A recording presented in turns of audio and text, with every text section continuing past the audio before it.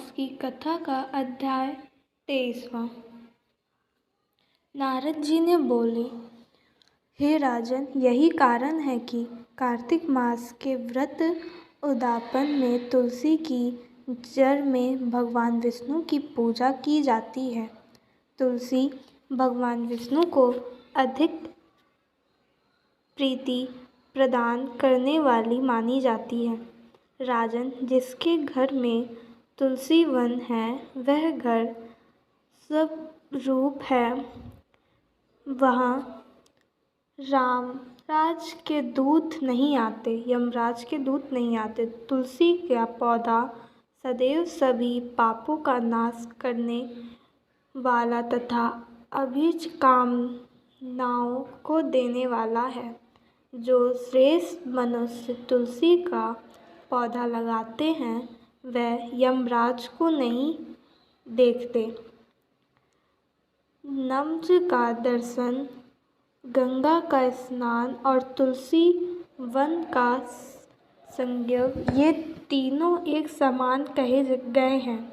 जो तुलसी की मजरी से संयुक्त होकर प्रवर्तित्व करता है वह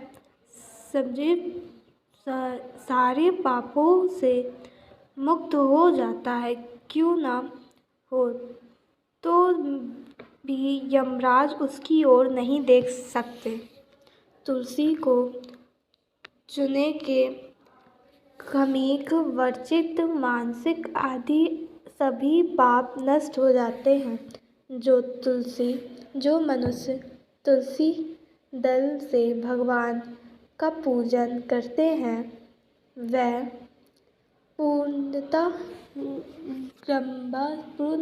गंभीर में नहीं आते, अर्थात जन्म मरण के चक्कर से छूट जाते हैं।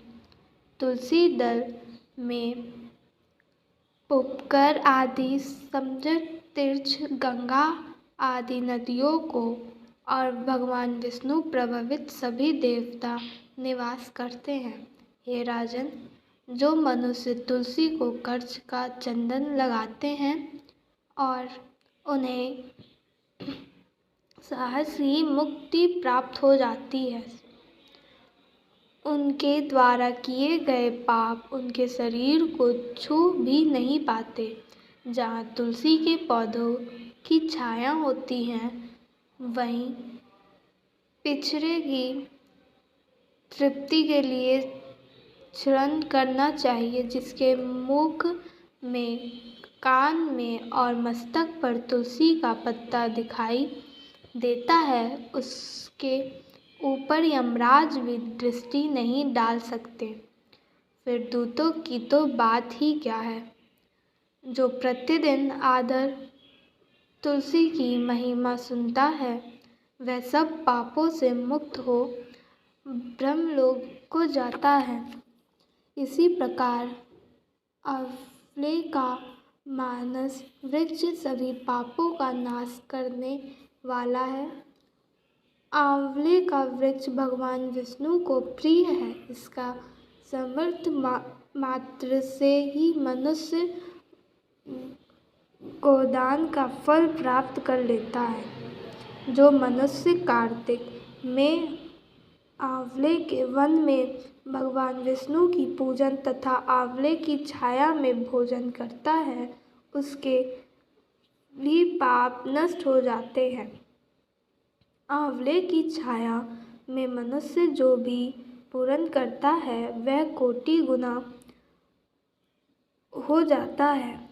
जो मनुष्य आंवले की छाया के नीचे कार्तिक और ब्राह्मण दंपति के एक बार भी भोजन करके स्वयं भोजन करता है वह अन्य द्वैत से मुक्त हो जाता है।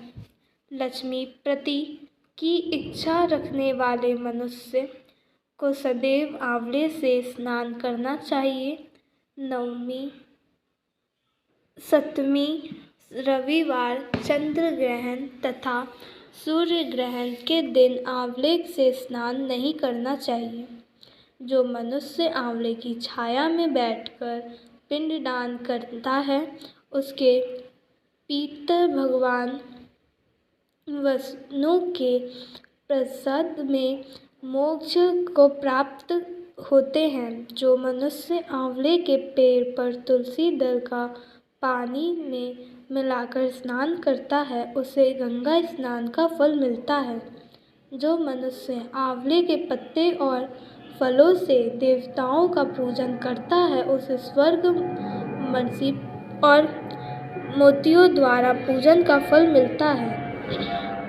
कार्तिक मास में जब सूर्य तुला राशि में होता है, तब सभी देवता और सभी यज्ञ आंवले के वृक्ष में वास करते हैं। जो मनुष्य तिथि को तुलसी दल का कार्तिक में आंवले की छाया में बैठकर भोजन करता है, उसको एक वर्ष तक अन्न सेवन के उत्पन्न हुए पापों का नाश हो जाता है। जो मनुष्य कार्तिक में आंवले की जड़ में भगवान विष्णु जी का पूजन करता है, उसे श्री विष्णु क्षेत्रों में पूजन का फल मिलता है। आंवले और तुलसी की महत्व का वर्णन करने में भी श्री ब्रह्मा जी भी स्वयं नाहीम है।